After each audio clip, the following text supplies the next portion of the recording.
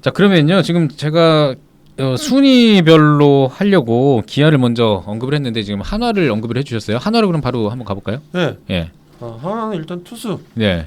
올해 이제 하나는 일단 리빌딩을 기조로 놓고 올 시즌 시작했고, 예. 그러니까 한영덕 감독 체제가 일단 기조 자체가 이제 리빌딩 하겠다였거든요. 기존에 있었던 전력들은 다 어느 정도 쇄신을 하겠다. 그리고 올해가 가장 그 피치를 올렸던 게 올 시즌이죠. 뭐 노시환, 그다음에 변우혁, 그다음에 유장혁 이 세 선수가 들어왔고 피차 쪽에서는 김성웅, 그다음에 박주홍, 김범수, 김재영 뭐 이런 선수들을 박상원 이런 네. 선수들을 이제 팀의 주축을 이제 몰고 가겠다였는데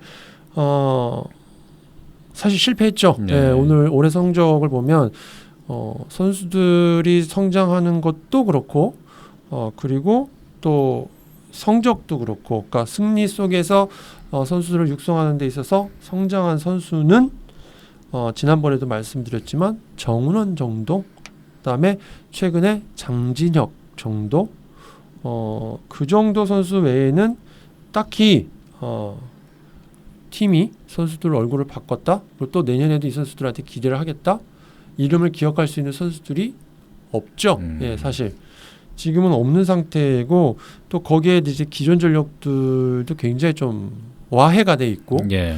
그래서 하나 입장에서는 몇 년째 계속해서 반복되는 이제 투수들에 대한 문제, 토종 투수들에 대한 문제가 해결되지 않고 있다. 그렇다면 이제 결국 하나에서 이제 베스트 전력은 결국은 또다시 외국인 선수한테 기대는, 근데 올해 외국인 선수들도 사실은 그렇게 큰 기대 많지는 못했다. 예. 네, 서펄드나 체드벨이 지난해 있었던 선수들보다 잘했느냐? 그건 또 물음표다. 라는 생각이 있어서, 자, 그나마 이제 투수 쪽 보면 이제 김희환이라는 얼굴이 이제 보였고, 그다음에 장민재라는 얼굴이 좀 보였고, 거기에 이제 신정락을 이제 데려왔잖아요. 예. 그래서 결국 저는 이 팀은 이 한영덕 감독 초창기에, 그러니까 첫 해였죠. 지난해에 했던 부분이 맞는 것 같아요. 예, 그러니까 뭐 어떻게 다른 팀하고 똑같은 야구를 하고 싶다고 해도 똑같이 할 수 있는 전력이 아니라는 거죠. 저는 그러니까 이게 이 투수진의 지금 이 정도라면 사실 지난해처럼 5승 투수들을 붙여서 가는 수밖에 없어요. 이 선수들한테 이제 선발 5명 정해놓고 10승 3명 바라고 뭐 7, 8승 바라고 이렇게 가는 건 무리라는 생각이 들어요. 그럼 결국 5승짜리 투수가 몇 명 나오느냐? 그럼 이어서 어떻게 게임을 할 것이냐? 거기에 이제 좀 더 수월해지려면 외국인 투수가 정말 월등한 선수들이 와야 된다. 그러니까 린드블럼이 와 있어 하니까 그럼 린드블럼 선수가 오면 되는 거거든요. 사실은 그 기둥이 서주면 되는데 그 기둥조차도 지금 좀 애매하다 보니까 결국 올해 전체적으로 다 무너져 버린 거거든요. 불펜도 마찬가지고. 그렇다면 저는 한영덕 감독이 사실 뭐 여기서 김성훈이나 박주홍이나 김범수나 김재영 이 선수들한테 자 올해 1년 토탈로 선발, 올해 그 실패잖아요. 예. 첫 경기인가 첫 턴에서 이미 다 실패라고 판단을 했기 때문에, 자 그렇다면 내년도라는 부분에 좀 물음표가 좀 있고,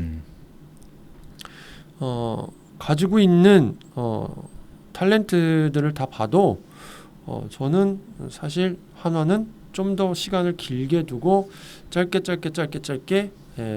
이어가는, 그러니까 이 투수층에 맞는 야구를 다시 만들어야 된다. 그러니까 사실 지난해 성공했던 게 결국 불펜 야구니까 여기는 불펜 야구를 해야 된다는 거죠. 결국은 이게 그럼 이 방향이 지난번에 아까 맨 앞에 다시 돌아가면 리빌딩에 돌아가면 계속해서 이기는 팀을 만들 것이냐, 아니면 내년에 우승하는 팀을 바로 만들 것이냐의 그 차이예요. 근데 내년에 한영덕 감독이 계속 가게 되면 이 네 팀 중에 저희들이 오늘 얘기해드릴 네 팀 중에 가장 가능성이 높은 게 이제 한영덕 감독이거든. 내년에도 가면 그럼 한영덕 감독이 목표했던 마지막 해가 내년이에요. 네.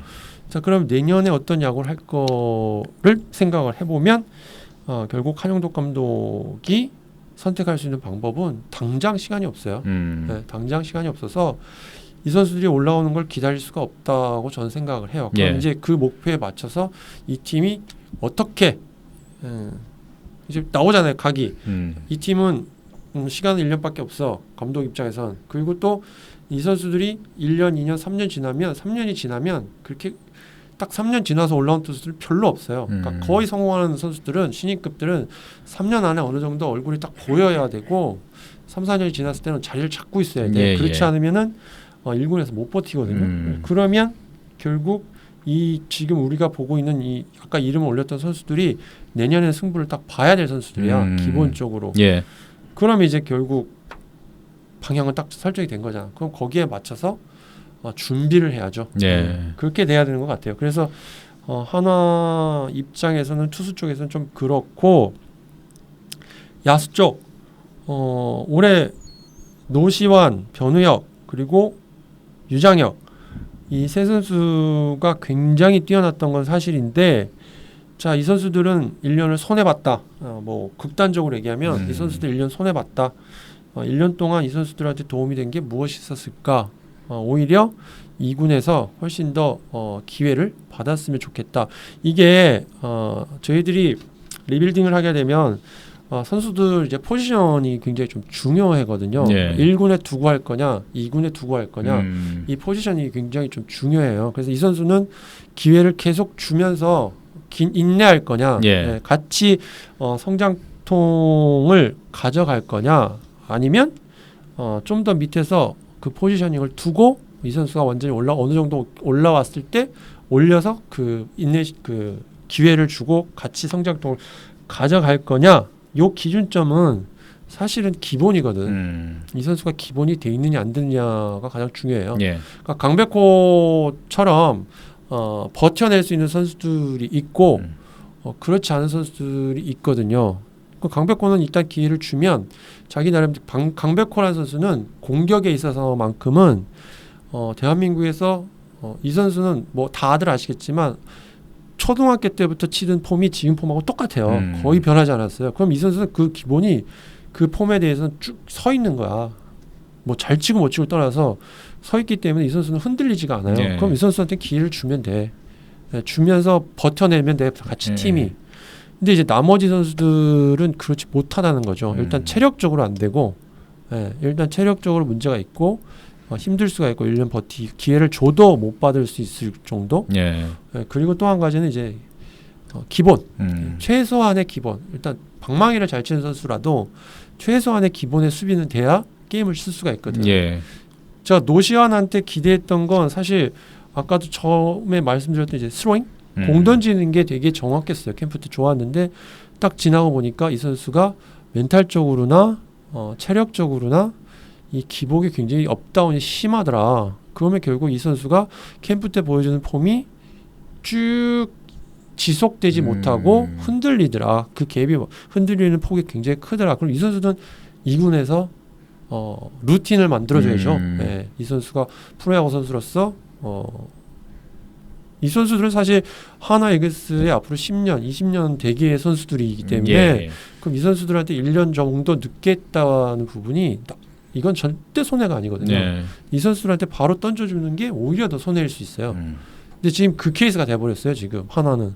그래서 이제 마이너스가 돼버린 건데 아직 늦지 않았으니까 이제 노시환이나 변우혁이나 유장혁 선수는 사실은 포지셔닝은 2군에서 이 세 선수들이 좀 올라와야 되는.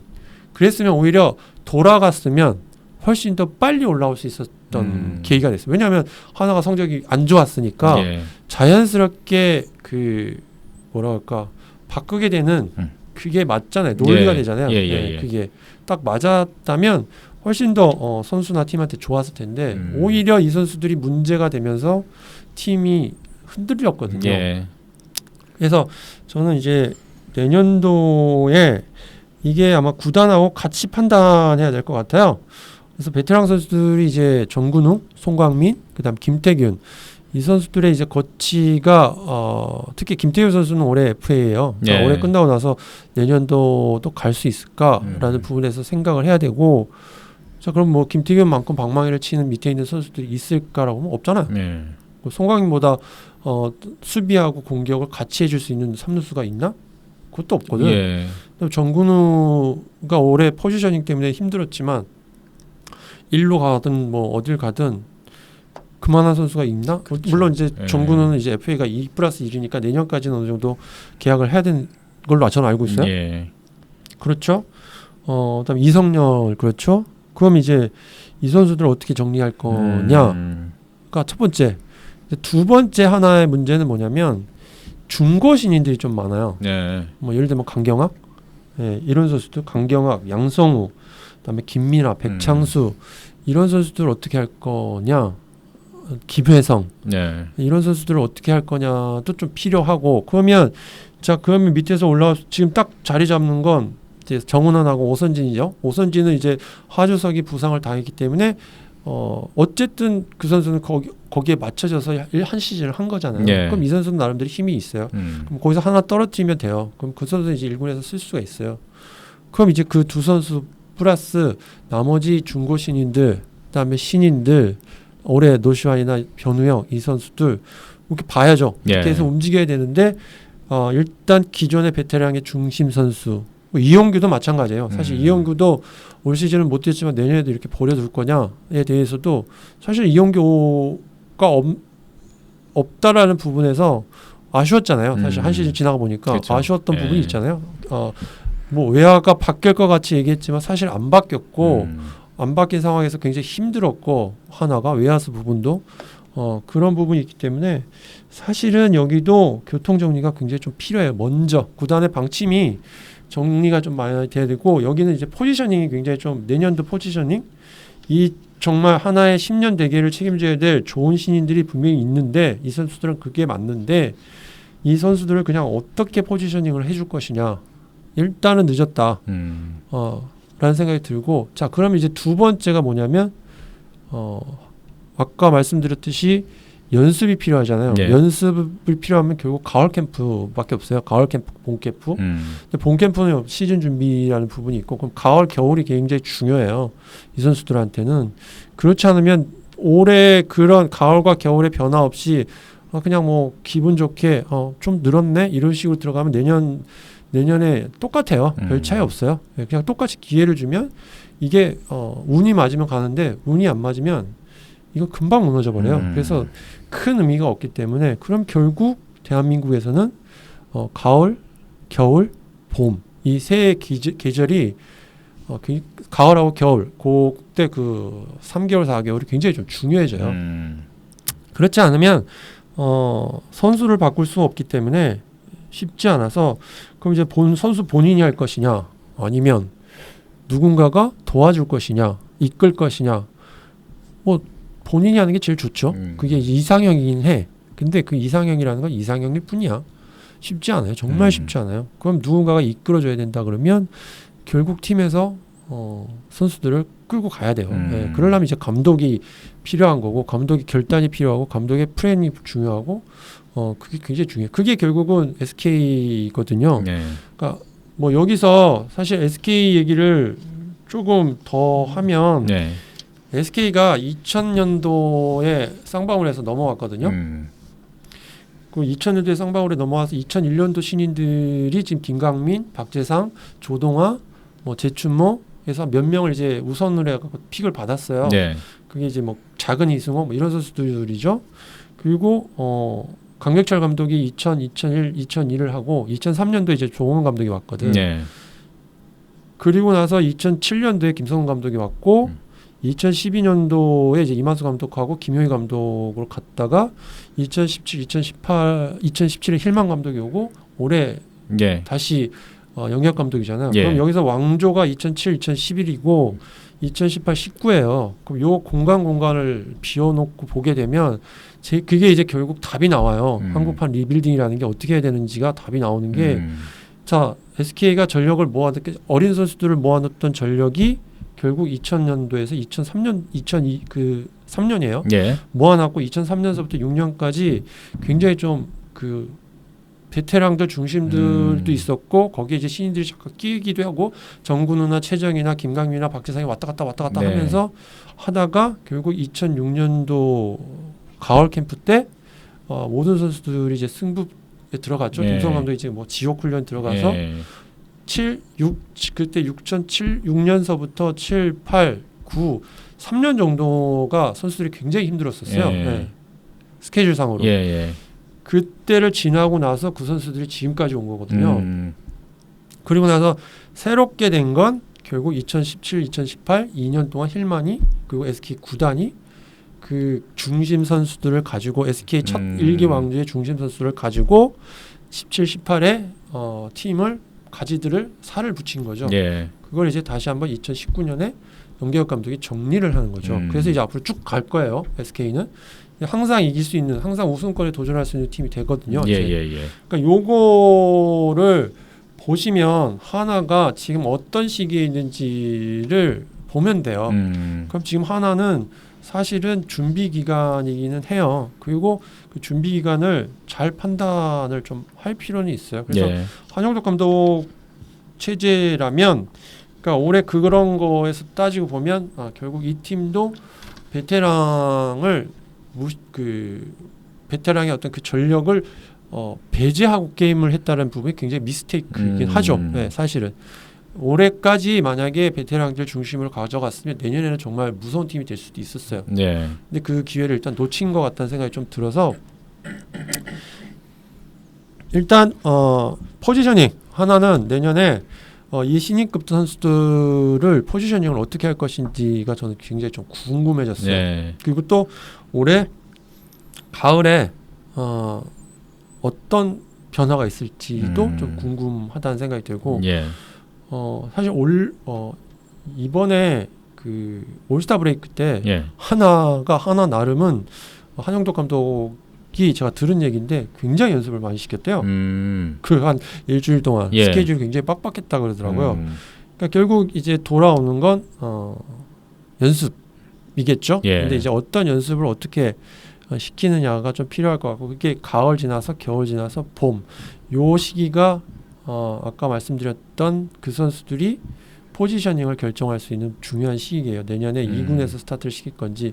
그러니까 물리적으로 드라이버를 못 건다는 판단이면 결국 이 선수들이 합리적으로 프로야구 선수로서 입을 수 있는 그 기간이 있잖아요. 2월부터 12월, 11월. 그럼 이 10달을 계획을 세워서 해야 되죠. 자, 이거는 그 브레이크를, 그러니까 강한 드라이브를 주던가, 가을 캠프나 캠프 때 드라이브를 줘서 이게 한 3, 4개월 동안 이렇게 팍 올리든가, 네. 아니면 지금처럼 지금 세대의 흐름이라면 결국은 그거예요.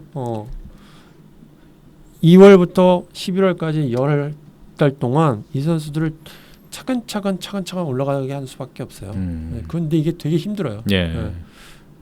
그래서 저는 한화는 내년에 이 선수들의 포지셔닝이 굉장히 좀 중요할 것 같다 라는 생각이 좀 들고, 네. 제가 그냥 딱 봤을 땐 베테랑을 배제하고 내년 게임은 좀 무리인 것 같다. 네. 불가능한 건 아닌데 그냥 무리일 것 같다는 생각이 들어요. 이렇게 확 바뀔 수는 없거든. 네. 예, 지금 기아와 한화였죠. 한화의 지금 리빌딩을 지금 한번 짚어보셨는데, 확실히 이제 중추 선수들이 흔들리는 팀은 아무래도 리빌딩도 좀 효과적으로 잘 되지 않았던 것 같고요.